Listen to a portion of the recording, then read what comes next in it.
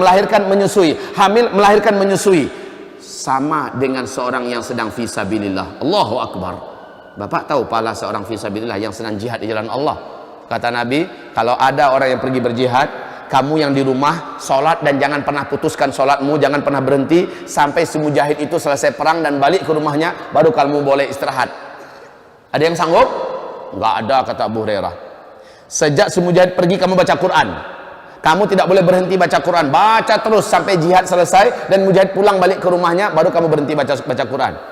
Mana ada yang sanggup di antara kami begitu ya Rasulullah? Makanya kata Rasulullah, seorang mujahid itu adalah pahalanya paling tinggi, paling besar, nggak ada yang bisa nandingi. Seorang ibu yang hamil, melahirkan dan menyusui, sama pahalanya dengan orang yang beribadah nggak putus-putus, Pak. Allahu Akbar. Beruntunglah ibu, Bu. Cuma ibu yang diberi oleh Allah rezeki ini. Rugi ibu yang minta segera disterilkan. Rugi ibu yang minta, Mas, anak kita cukup 2 ya. Rugi. Kenapa? Pahala besar menganga di hadapan ibu-ibu dengan cara hamil, menyusukan, melahirkan, terbalik, hamil, melahirkan dan menyusukan. Terus begitu.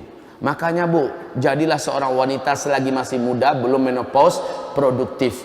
Rezeki anak saya gimana? Allah yang jamin, Allah yang tanggung, jangan pikirkan itu dah. Yang penting suami orang beriman, mau bekerja, Allah yang jamin. Nahnu narzuqukum wa iyyahum. Kami yang kasih rezeki kamu, seperti kami yang memberi rezeki kepada anak-anak kami. Kaum muslimin yang kami muliakan.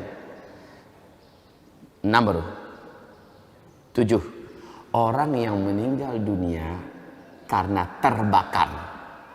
Falhariqu syahid. Orang yang terbakar meninggal dunia syahid. Siapapun yang terbakar, asal dia bukan membakar dirinya, maka itu bunuh diri namanya. Tapi dia terperangkap oleh gedung yang terbakar, rumah yang terbakar, komplek yang terbakar, dan dia meninggal, maka dia syahid.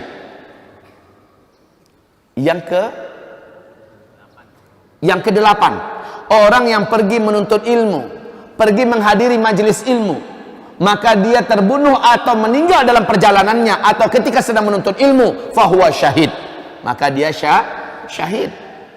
Yang ke-9, orang yang membela harta miliknya untuk dirampas orang, dia pertahankan, dituja oleh orang. Dituja apa bahasa ininya? Ditusuk orang, ya, maka meninggal dia syahid. Tanahnya mau dirampas orang, dia mencoba membela diri, dia coba bela hak-haknya, ternyata orang yang mau merampas pakai algojo, pakai bodyguard, pakai tukang pukul untuk gebukin dia sampai mati, syahid.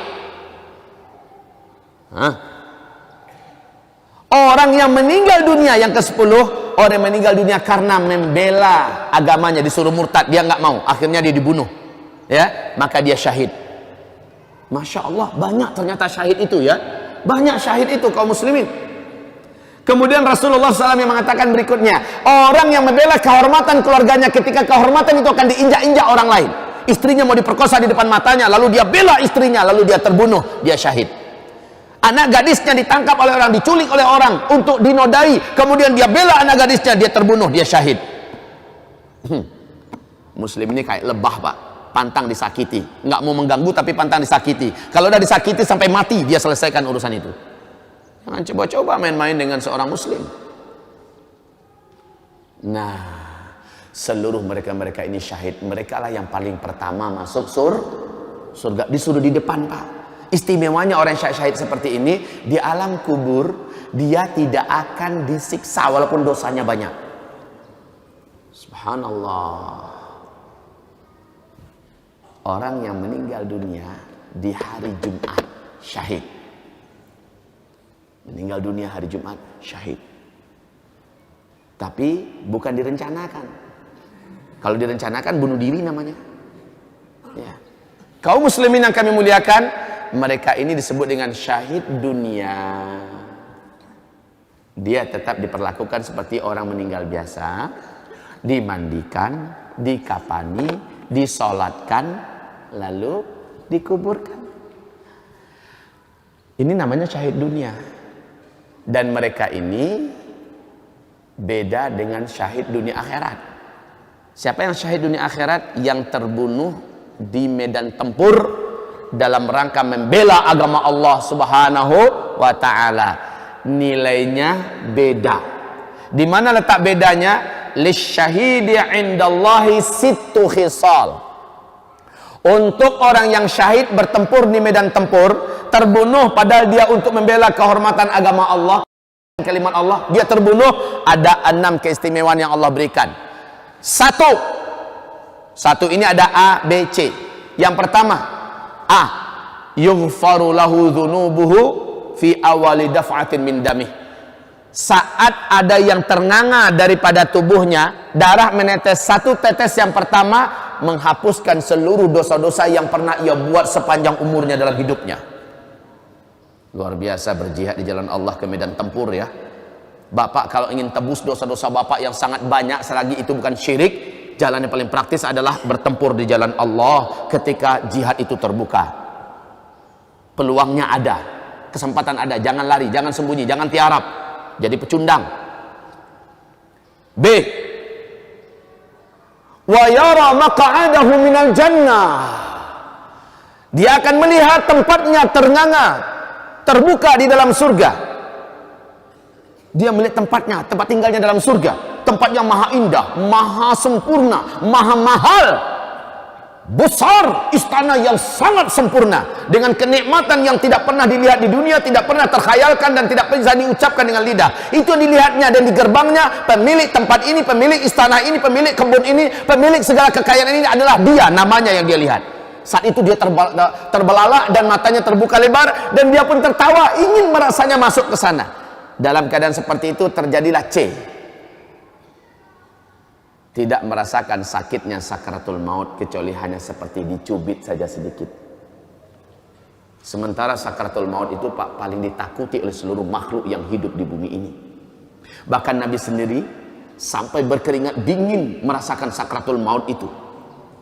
Sampai keluar suara Rasulullah yang berat, sampai-sampai malaikat Jibril tak mampu melihat dan membuang wajahnya. Rasul sampai berkata, Jibril, jijikkah engkau melihat saya? Tidak ya Rasulullah, mana ada mata yang tega melihat wajah kekasih Allah sedang sakarat. Saya tak sanggup melihat, kata malaikat Jibril. Rasulullah merasakan sakaratul maut, dan Rasulullah berkata, Allahumma hawwin alayya sakaratul maut. Ya Allah, ringankanlah sakaratul maut ini, ringankanlah sakaratul maut ini. Saking beratnya sakarat Pak. Belum pernah merasakan sakarat kan? Sakit dan sangat berat. Tapi bagi orang yang syahid berperang di jalan Allah, hanya seperti kena dicubit. Kenapa? Tahu rahasianya kenapa? Tahu rahasianya kenapa? Saya sudah jelaskan loh dulu.